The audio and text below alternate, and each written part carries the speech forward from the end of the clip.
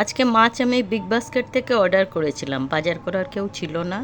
Small চিংড়ি দেখুন, খুলে দেখাচ্ছি আমি আস্তে করে। মাথা লেজ সব ছাড়িয়ে পরিষ্কার করে দেয়, যারা খুব চটজলদি ব্যস্ত থাকেন তাদের জন্য এগুলো ভীষণ ভালো। আর করেছি কাতলা মাছ, এটাও আঁশ ছাড়িয়ে খুব সুন্দর পরিষ্কার করে দেয়।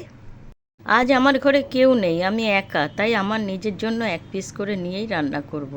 এই প্যাকেটগুলো আমি ফেলি না, খুব ভালো করে ধুয়ে শুকিয়ে নিলে পরে এর মধ্যে আপনি অনেক কিছু রাখতে পারবেন। দিলাম সামান্য নুন, হলুদ, শুকনো লঙ্কার গুঁড়ো, ধনের গুঁড়ো, জিরের গুঁড়ো আর একটু চাট মশলা আমি দিয়েছি। হাফ চামচেরও কম আদা রসুনের পেস্ট, 1 চামচ চালের গুঁড়ি। তেলটা আমি আগেই গরম করতে বসিয়েছিলাম, সেখান থেকে 1 চামচ তেল নিয়ে নিলাম। ভালো করে সব উপকরণ মাখিয়ে এবার মাছটাকে ভেজে নেবো, একটু কড়া করেই ভেজে নেব। সঙ্গে অল্প একটু চিংড়ি নিয়েছিলাম, সেই চিংড়িটাকেও ভেজে নেব। এগুলোকেও আমি ওই একই মশলা মাখিয়ে নিয়েছিলাম। এবার সস দিয়ে এইভাবে পরিবেশন করুন। সবের পকোড়া তো আমরা খাই, এরকমভাবে মাছও ভেজে খেয়ে দেখবেন। ভিডিওটি ভালো লাগলে লাইক কমেন্ট করে পাশে থাকবেন।